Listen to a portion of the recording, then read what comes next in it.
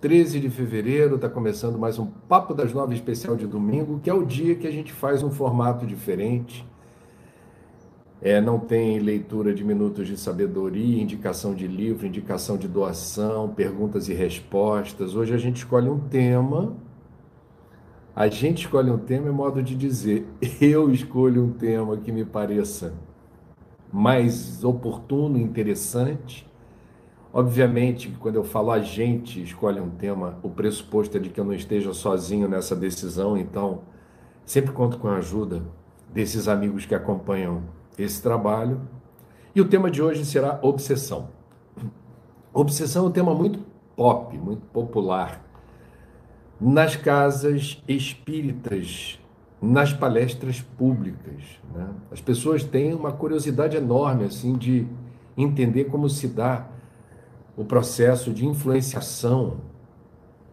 E, obviamente, quando a gente usa a palavra obsessão, que vem do latim obsedere, que significa o ato de cercar ou rodear alguma coisa ou alguém, estamos falando de algo que não é propriamente bom, não é positivo, não ajuda, mas que é algo muito, eu diria, frequente e que com informação segura, quando a gente estuda, quando a gente entende do que se trata, nós temos amplas condições de reverter esse processo.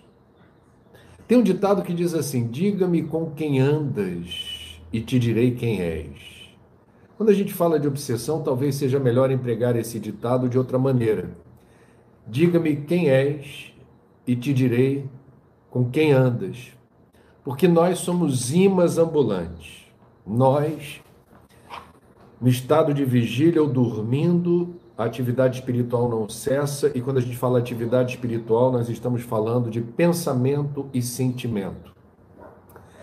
E a gente cria, portanto, uma psicosfera que se tornará mais ou menos atraente para certas pessoas desencarnadas. Portanto, veja como apenas essa informação é muito relevante. Já falei dessa expressão aqui, ela é recorrente nas obras psicografadas por Francisco Cândido Xavier, ditadas por André Luiz, que foi médico na Terra e adotou esse pseudônimo no plano espiritual. Psicosfera. Psicosfera seria, portanto, um campo eletromagnético à nossa volta, que é saturado dos nossos pensamentos e dos nossos sentimentos, que não são abstrações, são componentes energéticos que vão definindo a configuração desse campo. E essa psicosfera, portanto, traz a soma dos nossos pensamentos mais frequentes e intensos, dos nossos sentimentos regulares, e também a soma das nossas experiências reencarnatórias. É uma espécie de halo à nossa volta, e cada um de nós haverá de ter um campo eletromagnético muito singular de acordo com essas características. Ou seja, um campo eletromagnético mais ou menos luminoso, com uma coloração específica, com um design compatível com a nossa energia e vibração, e com um odor que nós não percebemos com esse narizinho encarnado não, mas do ponto de vista da realidade do plano astral, há um odor. Então, a qualidade do nosso pensamento e do nosso sentimento determinará laços de simpatia ou de antipatia. Isso já acontece na Terra, na condição de encarnado. A gente já tem. Presta atenção, porque isso é tão simples, né? É tão inerente à condição humana de viver em sociedade. Cada um tem um jeito de ser, de se expressar, de realizar as coisas, as suas prioridades, as suas visões de mundo. E ser quem se é determina que você tenha pessoas que se afinam, se afinizam com você, gostam de você, acham que você é uma boa companhia, que você é uma pessoa legal. E haverá aqueles que, pelas mesmas razões, por ser você quem é, dirão: ih, esse é um chato, ih, esse daí eu não quero ficar por perto, não. Então, isso é do jogo, isso faz parte. Não se pode agradar a todo mundo, nem Jesus obteve sucesso nessa empreitada e acho que ele nem pretendeu, ele sabia, conhecia como ninguém a natureza humana. Agora, isso pode determinar, esse é o ponto da nossa abordagem hoje, nos casos de antipatia, eventuais influências que não nos favorecem quando estamos na condição de ignorantes dessa realidade ou quando estamos vulneráveis à ação de desencarnados que, por uma razão qualquer, antipatizam conosco. É interessante a gente observar, à luz do Espiritismo, certas passagens do Novo Testamento reconhecem a existência dos chamados obsessores.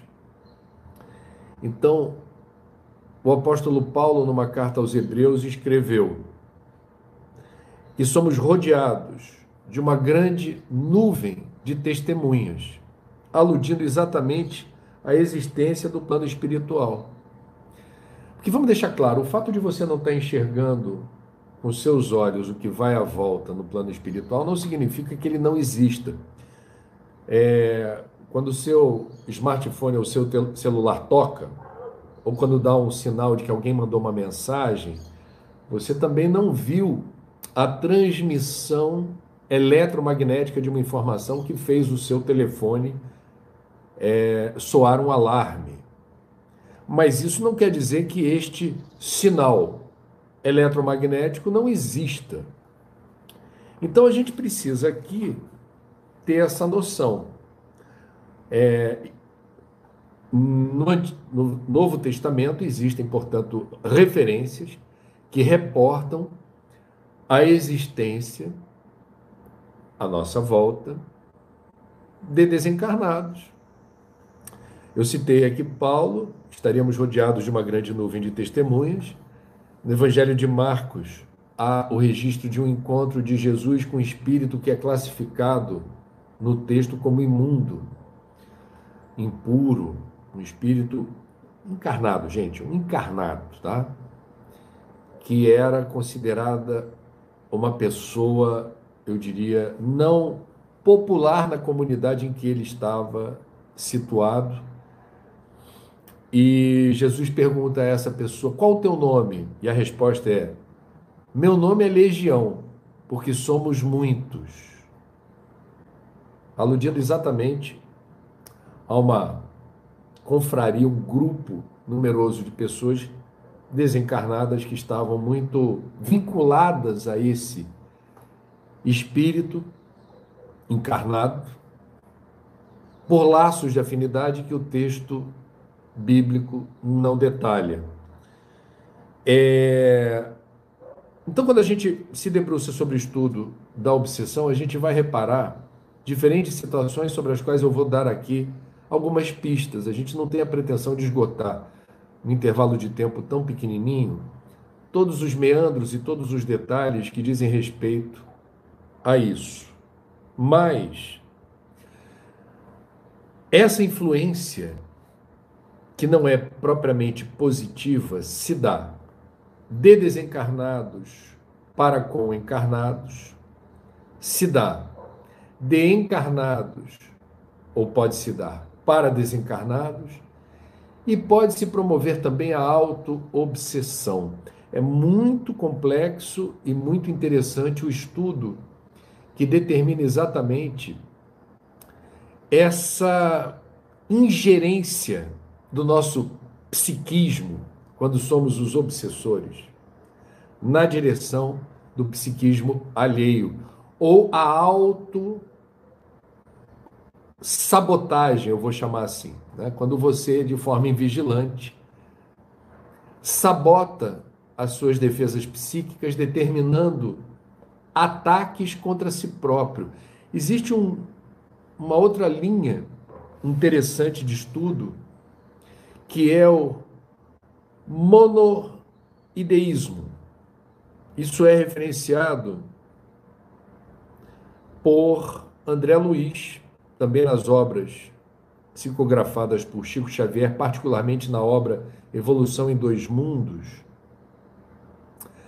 que significa exatamente um desequilíbrio psíquico, às vezes combinado com obsessão, própria tanto de encarnados como desencarnados, é uma ideia fixa, é algo que ocupa todas as suas preocupações, a sua tela mental, o seu coração, seu sentimento, fica tudo focado numa única questão e aquilo se torna algo absolutamente fundamental.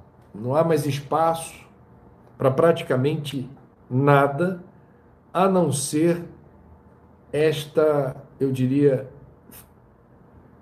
projeção que ocupa todo o seu tempo e que se torna algo tão recorrente que, pela lei da sintonia, você vai atrair quem queira aproveitar você vulnerável a esse ponto por sua responsabilidade, para tentar, digamos, agravar essa situação. Isso pode acontecer.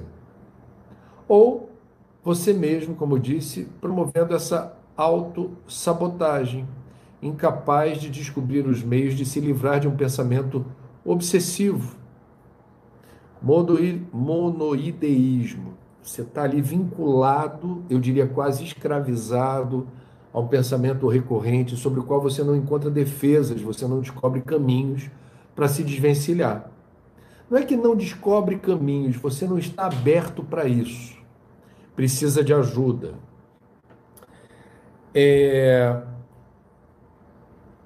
Que na doutrina fala-se sobre a influência dos espíritos desencarnados na nossa vida? Esse é o assunto da questão 459 do Livro dos Espíritos, quando Kardec indaga a espiritualidade maior nos seguintes termos: os espíritos influem sobre nossos pensamentos e sobre nossas ações? Existe algum nível de influência? E a resposta é: nesse sentido, a sua influência é maior do que supondes, porque muito frequentemente são eles que vos dirigem. Essa é uma passagem muito, para quem não é espírita, muito, eu diria, perturbadora, né? Porque parece que nós não temos livre-arbítrio, parece que nós não temos o discernimento para fazer as nossas próprias escolhas, a revelia do que quer que seja. Mas sim, à luz do Espiritismo, nós temos, através dessas companhias, que tomar certas precauções e cuidados, razão pela qual Jesus disse: vigiai e orai. A gente sempre repassa no Papo das Nove essa passagem do Evangelho, porque ela é muito importante do ponto de vista da nossa navegação pelo mundo. Porque não raro as pessoas se sentem tristes, melancólicas, ficam deprimidas, sem reconhecer a priori por que de uma hora para outra houve esse abatimento, né? Por que de uma hora para outra isso ocorreu da forma como ocorreu? Então, isso pode ter inúmeras explicações. Uma delas poderia ser más companhias. A gente fala muito sobre a nossa retaguarda espiritual. Nós somos responsáveis pela saúde mental da gente também. A gente não pode renunciar a isso. A promoção da saúde mental diz respeito à consciência daquilo que a gente precisa fazer para, de alguma maneira, não nos debilitarmos com tanta facilidade por razões inerentes à invigilância, a essa invigilância, ou a certos comportamentos, gêneros de pensamentos, qualidade de sentimentos, que eventualmente tem baixo teor vibratório.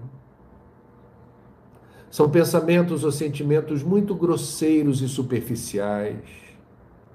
Pensamentos e sentimentos que remetem ao primarismo do ódio, da raiva, do antagonismo, do preconceito, da intolerância. Isso determina um baixo teor vibratório, é uma vibração muito grosseira. E quando a gente usa a palavra sintonia na cosmovisão espírita, a gente está falando da condição da gente ter uma boa ou uma má navegabilidade no mundo. Vamos comparar com o aparelho de rádio, ou você na internet escolhendo a música que você quer ouvir. Porque é do que se trata. Quem está no comando do seletor somos nós. Quem escolhe a música é você. Dependendo da estação de rádio que você resolveu estacionar, parar ali, para sintonizar com as músicas veiculadas naquela estação, é disso que estamos falando em relação à sintonia. Nós temos o comando do seletor. Presta atenção nas escolhas que você está fazendo no dia a dia. Aonde você está priorizando ficar? Porque haverá consequências. Aí entra aquela questão da lei de causa e efeito. A gente faz uma parte, a outra parte vem em resposta. Certo? Quer dizer, a vida é assim. Isso é uma lei da física. Ajuda-te que o céu te ajudará. As pessoas ficam dizendo, cadê Deus? Que a minha vida não está atolada, eu estou aqui estacionado, as coisas não acontecem. E de repente, o que está faltando é que nós façamos minimamente a nossa parte para que o resto aconteça. A gente precisa estar, eu diria, ciente de que quando a gente fala de evolução espiritual, o primeiro passo tem que ser nosso. O primeiro passo tem que ser nosso. Então, vigiai e orai, cuida dos teus pensamentos, cuida dos teus sentimentos. Prece, meditação, algum programa, alguma atividade que ajude você, pelo menos, a driblar uma vibe que não te favorece. Você pode até não estar com muita vontade de dar uma voltinha no quarteirão, ou de ir num lugar bonito. Você fala assim, mas eu não estou com disposição. Mas você diz assim, não, mas eu sei que se eu fizer isso, a probabilidade de eu me sentir melhor eleva-se exponencialmente. Então, é disso que estamos falando. Quando a gente fala pensamento positivo, pensamento negativo, a gente está falando de qualidade de vida.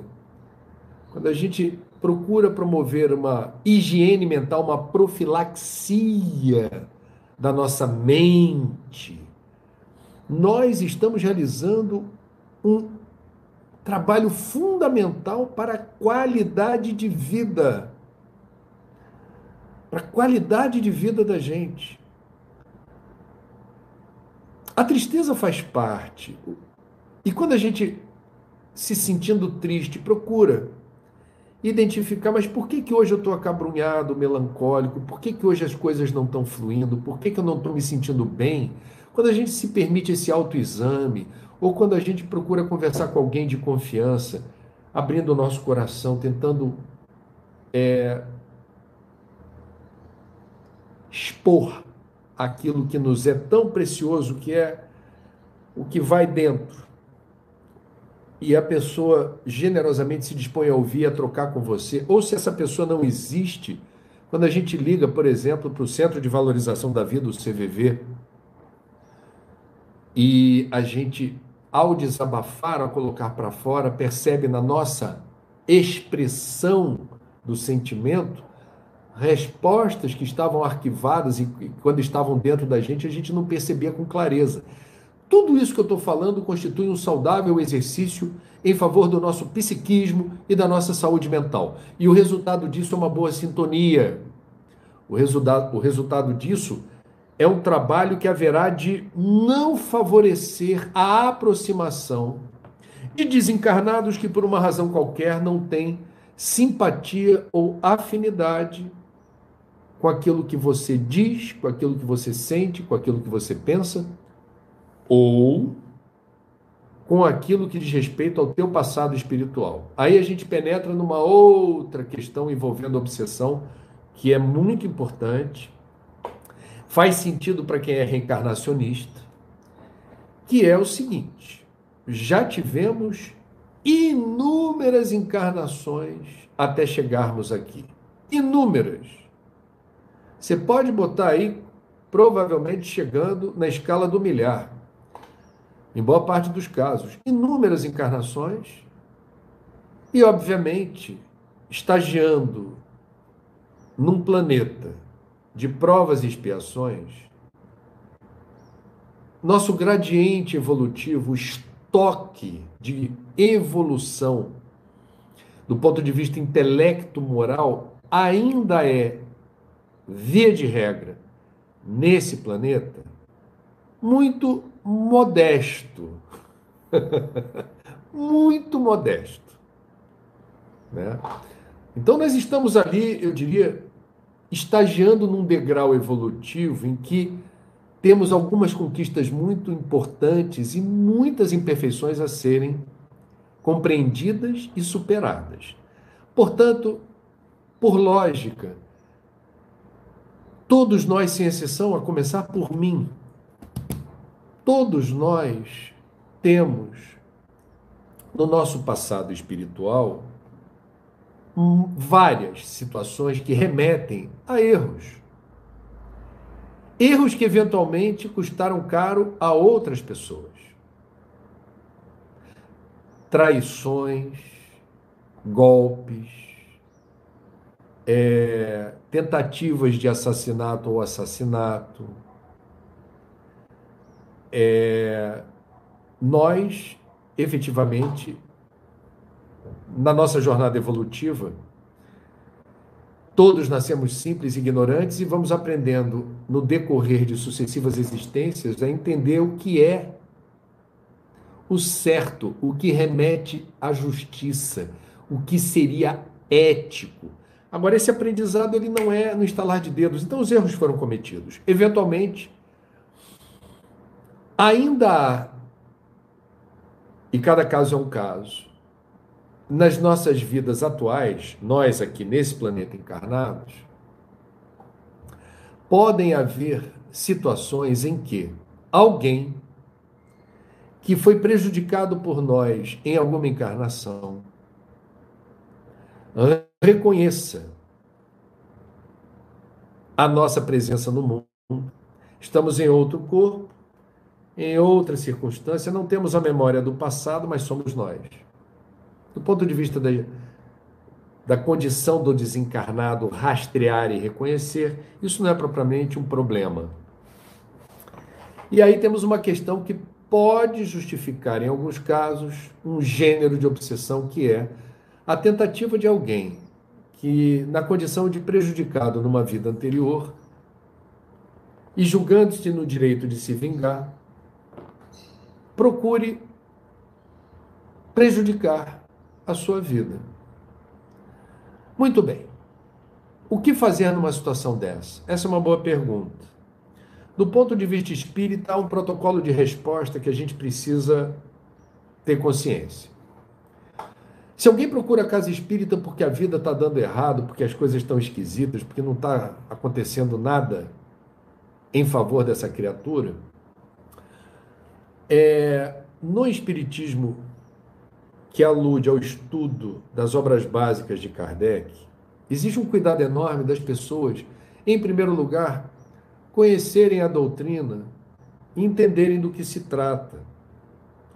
Porque os principais atos em favor de nós mesmos dizem respeito à governança da nossa vida. As pessoas procuram ajuda de fora, assim, preciso de uma ajuda exterior para me dar aqui uma limpeza, que eu seja agraciado com algum trabalho de ajuda que remova de mim tudo aquilo que eventualmente explica por que minha vida não anda para frente. As pessoas, em geral, todos nós, queremos soluções rápidas, pragmáticas, né? Queremos soluções exógenas, assim, que venha de fora para dentro, né? Você está com dor no fígado, você vai na farmácia e compra um remedinho para dor no fígado. Aí passa a dor no fígado, você enche a lata, se embebeda de novo. Você não está se ajudando. Mas na hora do aperto, você procura lá né, o removedor de impurezas hepáticas, né?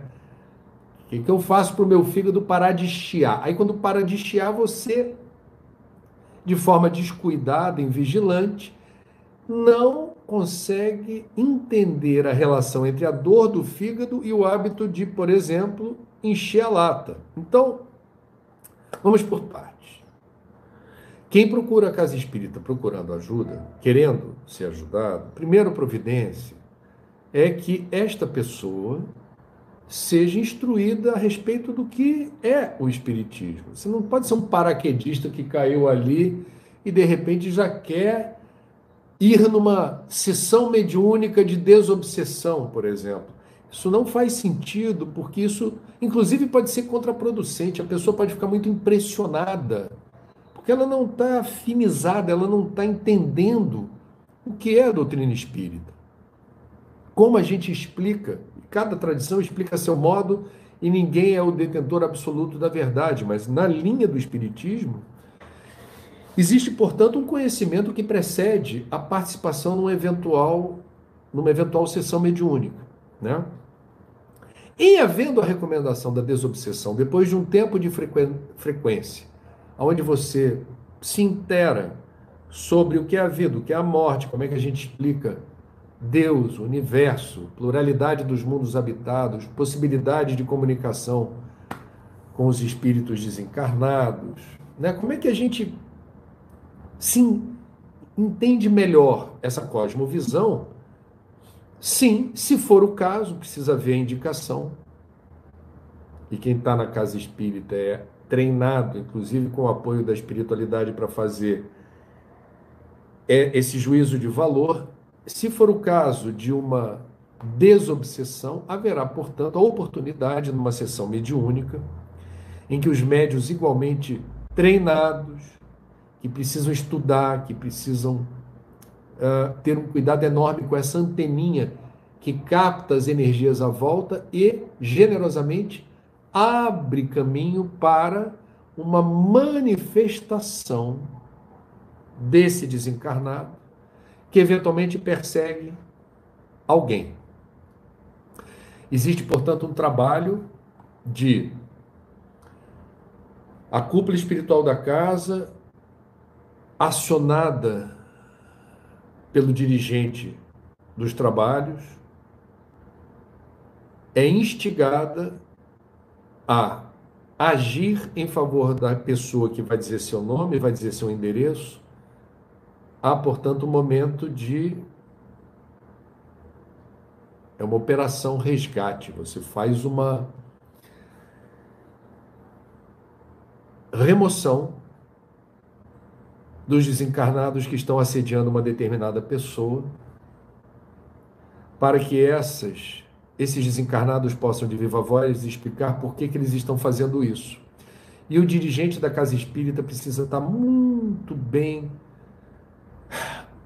assentado no conhecimento e nos hábitos pessoais, para que tenha moral, altivez moral, para na abordagem desses desencarnados, de forma muito amorosa e paciente, tentar mostrar a impropriedade dessa perseguição, posto que quem persegue se prejudica, perde tempo, energia e se endivida perante a lei, mesmo quando se julgue no direito de realizar uma vingança, se prejudica, né? Razão pela qual o mestre disse: amai vossos inimigos, ou disse: perdoa não 7, mas 77 vezes. Perseguir alguém no suposto direito de vingar não agrega em nada a sua condição espiritual, muito pelo contrário. Então o dirigente espírita vai tentar entender por que você está fazendo isso. E aí vem as revelações. Eu participei algumas vezes de sessões do gênero, é algo interessante. Essas pessoas estão obcecadas por vingança e reportam experiências passadas, em que aquela pessoa que está ali procurando ajuda, sem a menor noção de quem foi no passado, o que fez, o que deixou de fazer, é confrontada com uma memória hostil. E aí o dirigente da casa, ele tem que ter essa habilidade de dizer: meu irmão, repare a sua volta, você está desencarnado, você está desperdiçando o seu tempo nesse plano espiritual para realizar trabalhos, atividades, desenvolver habilidades, aptidões em seu favor, deixando seu espírito leve, a sua alma em paz. Procure descortinar novos horizontes. Deixe que a lei de causa e efeito se cumpra. Se o seu irmãozinho aqui, se o seu perseguido errou com você, esse é um assunto que a providência divina haverá de harmonizar.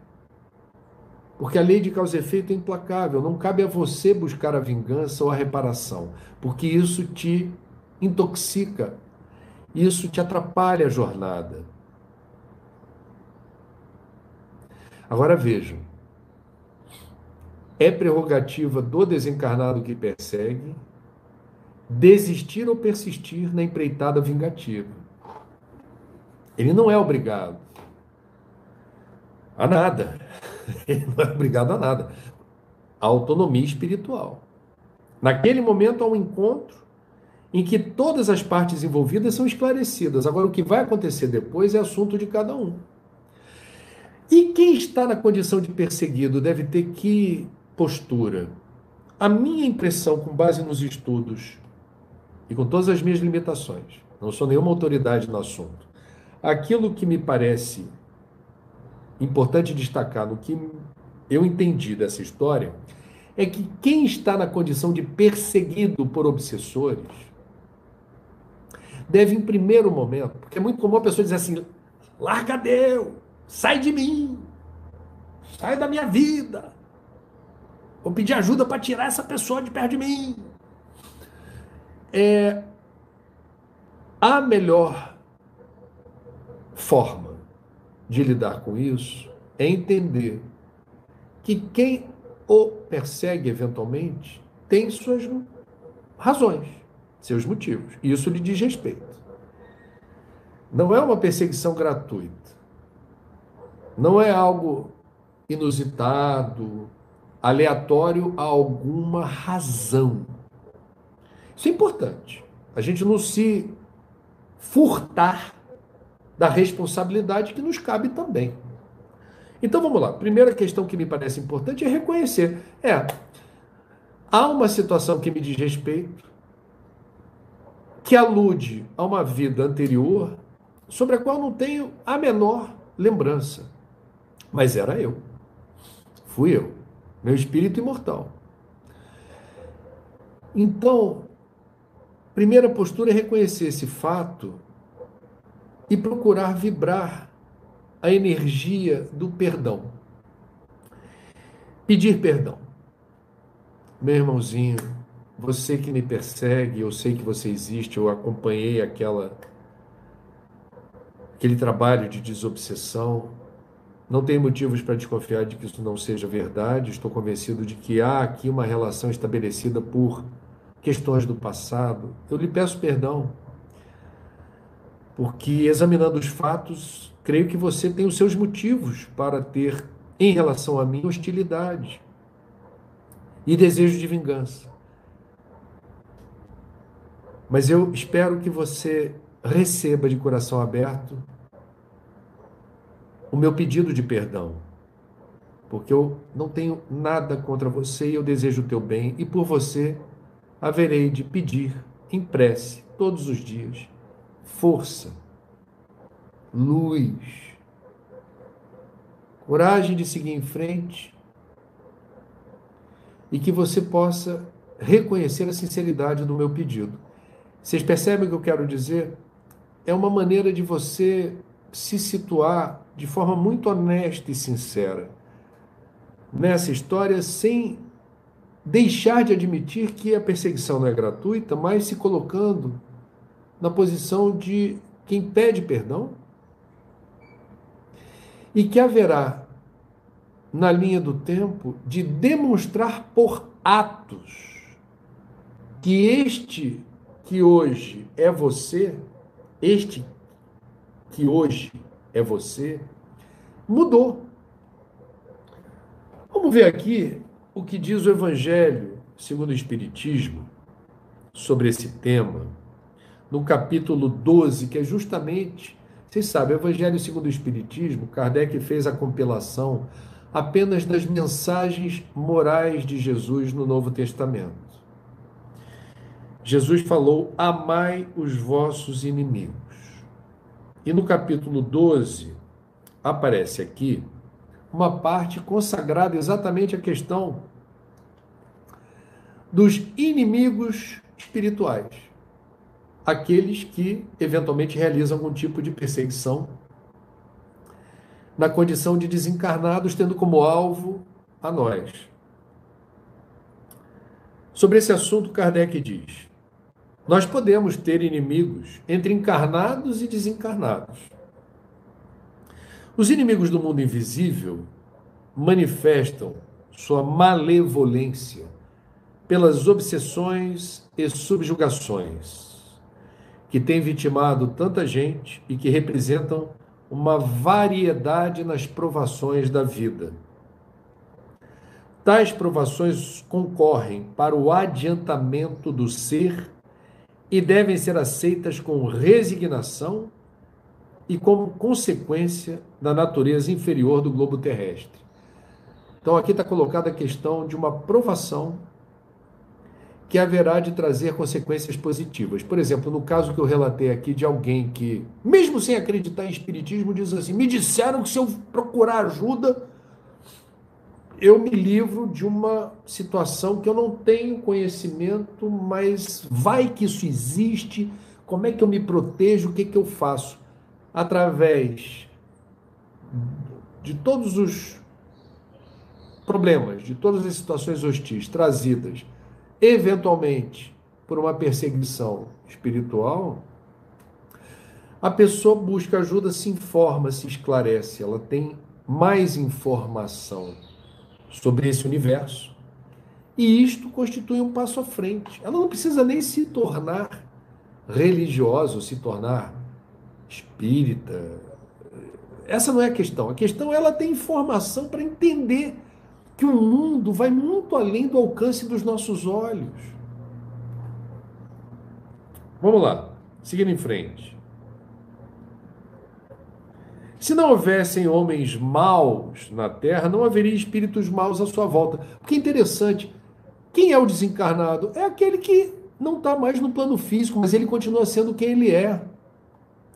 Quando Jesus nos ensina a rezar e diz, antes de orar, vai lá e te reconcilia com o outro, aquele com quem você discutiu, com quem você tem algum problema de relacionamento, com quem você se desentendeu seriamente.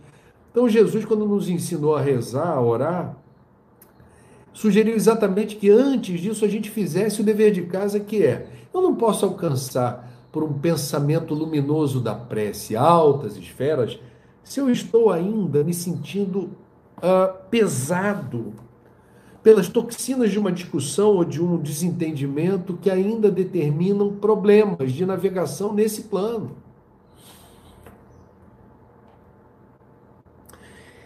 Os desencarnados somos nós sem carne, como o nome diz.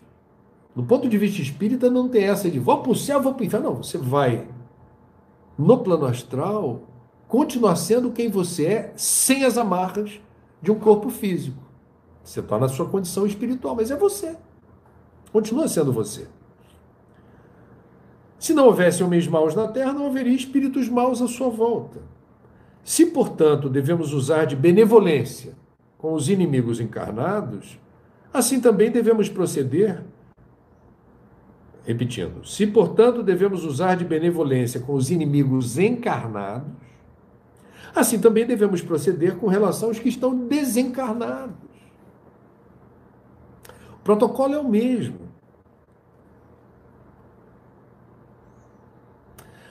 Aí Kardec alude aos nossos ancestrais que sacrificavam, realizavam sacrifícios para aplacar a ira dos deuses, dos demônios. Então você realizava sacrifícios. Diferentes culturas realizavam sacrifícios para saciar a ira dos deuses. Aí Kardec diz: o Espiritismo vem provar que esses demônios nada mais são do que as almas de homens perversos que ainda não se despojaram dos instintos materiais e que ninguém consegue aplacá-los a não ser pelo sacrifício do seu ódio, isso é, pela caridade. Que a caridade não tem por efeito unicamente impedi-los de praticar o mal, e sim os reconduzir para o caminho do bem, contribuindo para a salvação deles. Então veja, a gente não deve retroalimentar disputas entre encarnados e desencarnados. Aí quem está encarnado desencarna e quem estava desencarnado encarna, e você tem essa série de perseguições se perpetuando na linha do tempo sem solução efetiva. Alguém em algum momento haverá de procurar resolver isso de outra forma. É muito interessante na biografia do médium Divaldo Pereira Franco, um espírito que o perseguia de maneira implacável. E era alguém que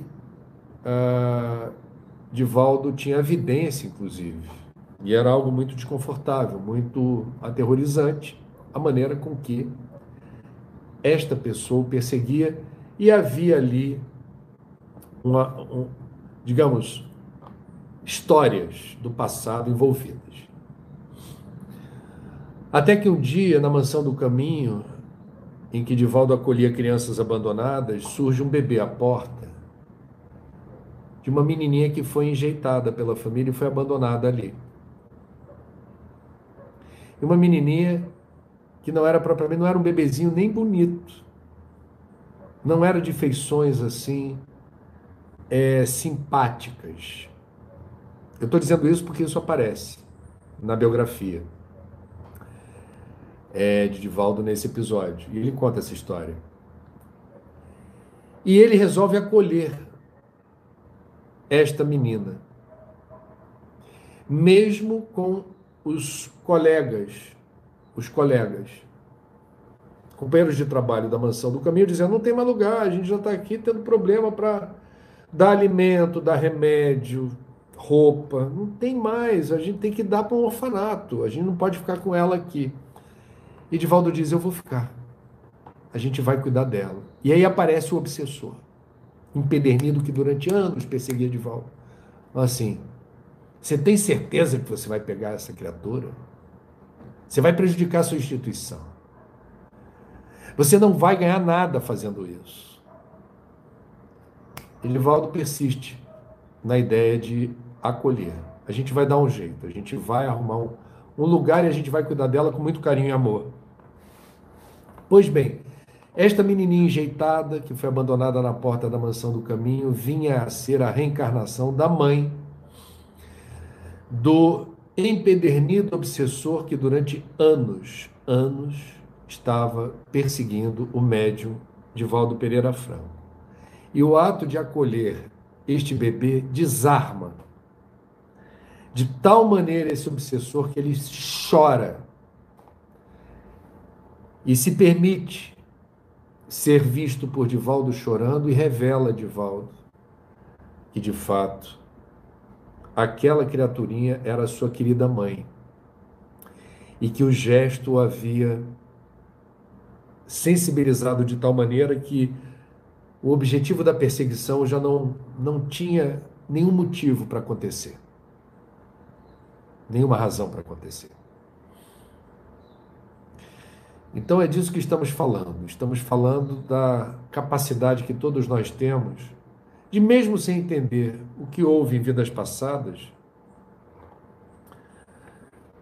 que nos diga respeito eventualmente, nós devemos ter uma postura amorosa, acolhedora, à disposição para o perdão, o exercício da prece e da oração para quem esteja alucinado,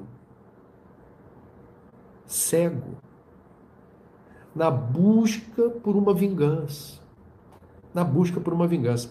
Isso vale também, gente, às vezes os obsessores, eles não estão propriamente preocupados. Deixa eu reconfigurar a frase. A perseguição não se dá apenas por questões de vidas passadas. Vamos ilustrar uma outra situação. Grupos que se articulam para a prevenção do suicídio. Por acaso esse é um assunto que eu estou envolvido. Vocês imaginam quantos interesses são contrariados quando existem grupos do setor público, do terceiro setor, ligados a igrejas, grupos de voluntários, o que seja, que se articulam para promover a prevenção do suicídio. Como esse gênero de trabalho eventualmente possa atrair quem queira destruir essa intenção. Porque é lógico supor que os obsessores, quando perseguem suas vítimas, por vezes desejam que elas precipitem o retorno à pátria espiritual, pratiquem o autoextermínio, cometam suicídio. Isso é possível. Aqui no Rio, eu conheci um educador que foi por muitos anos diretor da Rádio Rio de Janeiro, Gerson Simões Monteiro. Perdeu 2 filhos pelo câncer, ele também enfrentando câncer, situações muito difíceis, hostis, que abalavam sua resiliência emocional, seu psiquismo. Ele dizia, eu ouvia nos momentos de fraqueza vozes dizendo, resolve logo isso, acaba com todo esse problema, se joga daí. Ele dizia isso. Eu ouvia claramente as vozes dizendo, acaba com ele, resolve logo esses problemas todos, se mata. As vozes até diziam, você não está com saudade da sua filha que partiu? Se mata para você vê-la rápido. Tudo isso não corresponde à realidade, tá, gente? Porque o reencontro com os espíritos que nos antecederam pelo desencarne não será possível se a gente precipitar o retorno à pátria espiritual pelo suicídio, porque estaremos, em certa medida, tão obnubilados assim, tão transtornados, com tanta dificuldade de entender o que está acontecendo com a devida clareza, tanta desarmonia e desequilíbrio, que esse encontro não será possível, até que essa situação se resolva. Ela pode demorar algum tempo para se resolver. Então o Gerson Simões Monteiro dizia, eu ouvi essas vozes, e eu sentia que elas encontravam ressonância com o meu desespero.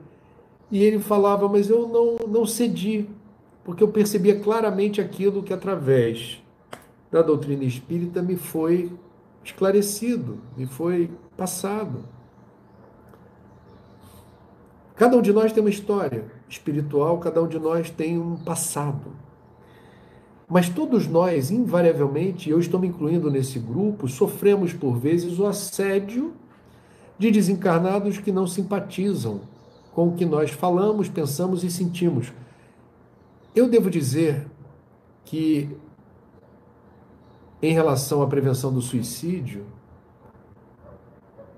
é muito interessante que eu sempre me senti muito acolhido e protegido por uma egrégora que abre caminho e nos livra de problemas desnecessários quando nós abraçamos as boas causas. Eu estou dizendo isso porque eu nunca sintonizei na vibração de quem, por alguma razão, acha que o trabalho de prevenção do suicídio é ruim porque atrapalha interesses sombrios. Eu nunca vibrei nessa frequência. Eu sempre procurei fazer, em relação a esse trabalho, estou fazendo um recorte aqui da prevenção do suicídio, o que me parecia o certo, o que me parecia o justo. e sempre pedi muito proteção para que eu não atrapalhasse essa jornada e o compartilhamento dessas informações. Porque eu não sou psiquiatra, psicólogo, suicidólogo, eu sou jornalista. A minha formação é na área de humanas. Mas, obviamente, eu levei aproximadamente 10 anos, pouco mais de 10 anos, para me sentir encorajado a lançar um livro sobre esse assunto. Inclusive com a ajuda, nos trabalhos finais de edição, da minha mulher Cláudia. Porque eu precisava me informar, precisava me sentir seguro e embasado. E precisava estar bem sintonizado com o propósito mais nobre desse trabalho para dar a minha cara a tapa e me lançar nesse universo sem hesitar. Amparado na minha fé e sem sintonizar com as forças que claramente são contrárias à promoção da vida, que procuram disseminar o desequilíbrio, a insanidade, o desespero, a ansiedade extrema, a angústia. São fatores que desestabilizam a criatura. Eu estou dando aqui, portanto, meus amigos, um testemunho.